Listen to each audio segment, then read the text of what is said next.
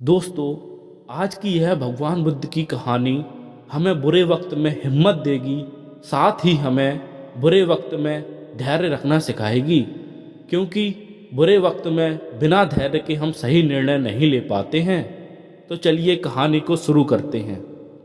यह बात उस समय की है जब महात्मा बुद्ध अपने शिष्यों के साथ जाकर दूसरे गांव में प्रवचन दिया करते थे। एक बार की बात है, गर्मी का समय था। बहुत तेज कड़ाके की धूप निकली हुई थी। महात्मा बुद्ध और उनके शिष्य किसी गांव में प्रवचन देने जा रहे थे।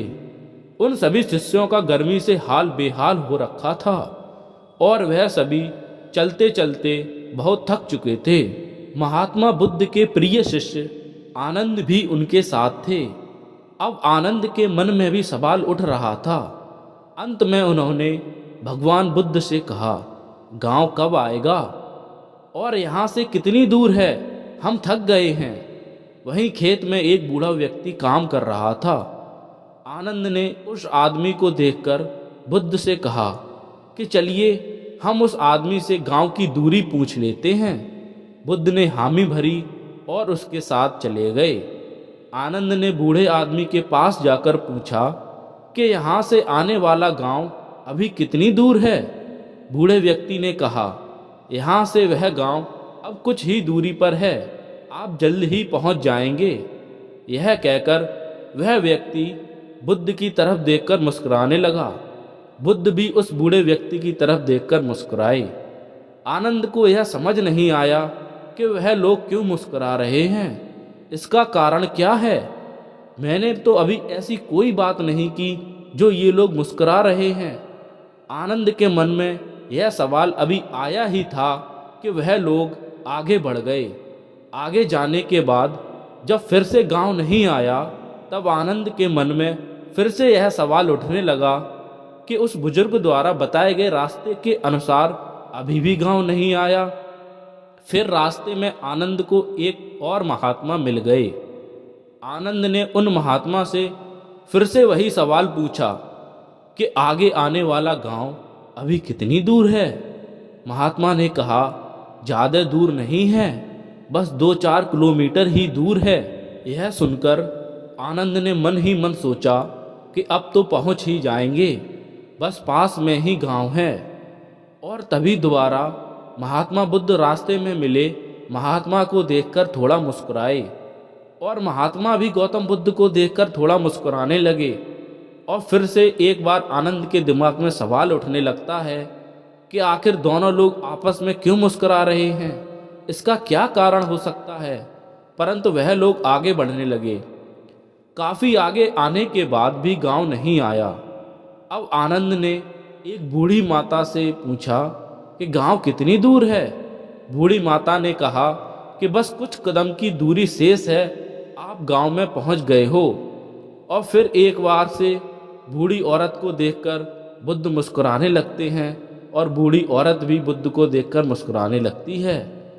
आनंद ने फिर से यह सब देखा, लेकिन वह उस समय कुछ ना कहकर आगे बढ़ गया। अब भी गांव आने में समय था। आनंद के सब्र का बांध टूटने लगा था।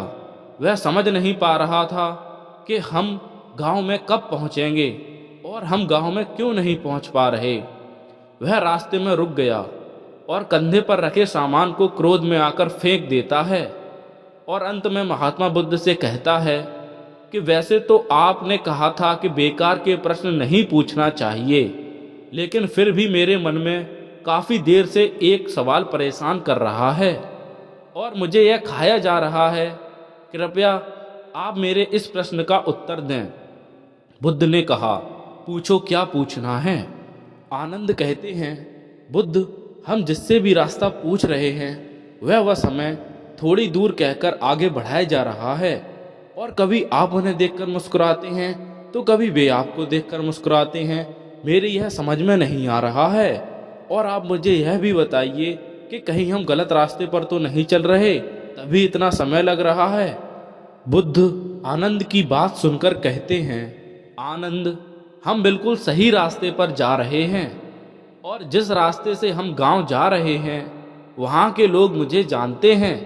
क्योंकि मैं पहले भी इस गांव में आ चुका हूँ और मुझे इस राह की दूरी भी पता है और यहाँ के लोग भी यह बात जानते हैं और इसलिए वह लोग फिर से मुझे जाते देख पहचान कर मुस्कुरा रहे हैं। और जिस तरह हम लोगों को उनके लक्ष्य प्राप्ति के लिए उन्हें उपदेश देते हैं और उन्हें अपने जीवन के पथ पर सफलता हेतु निरंतर चलने के लिए प्रेरित करते हैं, ठीक बिल्कुल उसी तरह राह में मिले हर व्यक्ति हमें हमारे कार्य पथ, हमारी मंजिल की ओर निरंतर बढ़ते रहने का उपदेश और राह देते गए हैं ताकि हम अपनी मंजिल तक पहुंच सकें। बुद्ध की यह बात सुनकर आनंद मुस्कुरा उठे और सभी एक बार फिर से गांव के लिए निकल गए और कुछ समय के बाद वह लोग गांव पहुंच जाते हैं। अतः लोग जिस तरह बुद्ध और उनके शिष्यों को रास्ते में कई लोग मिलते हैं जो उन्हें मार्ग पर जाने के लिए प्रेरित करते हैं, ठीक उसी प्रकार हमारे जीवन में भी हमें किसी न किसी रूप में प्रेरणाएं मिलती रहती हैं। बस फर्क यह है कि हम उसे पहचान नहीं पाते। हमेशा याद रखना दोस्तों, जीवन में आगे बढ़ने के लिए अवसर हर किसी को मिलता है। यह हमारे ऊपर है कि हम उस अवसर को पहचान कर आगे बढ़ जाएं और हाथ आए मौके को हाथ से नहीं जाने दें और साथ ही हमेशा अपनी मंजिल के प्रति धैर्य बनाकर रखें। बेशक उसे मिलने में थोड़ा समय या कठिनाई का सामना करना पड़ सकता है, लेकिन एक ना एक दिन वह मंजिल जरूर मिलेगी। जब हम उस रास्ते को प्राप्त कर लेंगे तो सभी मार्ग में आई कठिनाई को हम भूल जाएंगे और उस जीत की खुशी को महसूस करेंगे। इसलिए धैर्य और शांति बनाए रखना सफलता की सबसे महत्वपूर्ण कुंजी है। यह थी दोस्तों बुद्ध की कहानी। अगर यह कहानी आपको अच्छी लगती है तो चैनल को सब्सक्राइब करें और अपने अच्छे से सुझाव कमेंट बॉक्स में ज़रूर दें।